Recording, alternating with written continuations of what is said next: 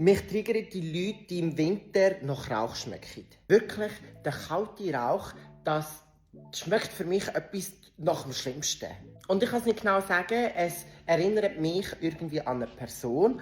Aber sobald ich das schmecke, ich muss aufstehen und gehen. Ich kann nicht, mir kommt das Kotzen auf. Ich weiss nicht, ob ich der Einzige bin, weil im Sommer ist es nicht so schlimm. Im Sommer finde ich es auch grusig, wenn jetzt jemand gerade, keine Ahnung, ein Bürstenbinder ist und wortwörtlich gerade 10 reingeschlotet hat. Dann schmeckst du es sowieso im Atem und so, aber dann geht's. Oder wenn ich jetzt zum Beispiel in einer Gaststube bin, in einer Stammbeiz oder weiss Gott was, und dort einer Eis schlotet, dann ist mir das nicht gleich. Aber im Winter, wenn jemand von außen reinkommt, ich muss rennen. Ich schwöre, das schmeckt 10-mal schlimmer. Red Flag bei mir. Red Flag ist vorbei.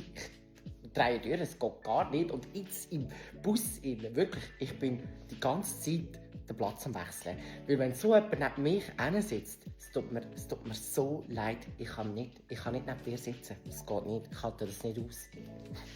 Es geht nicht.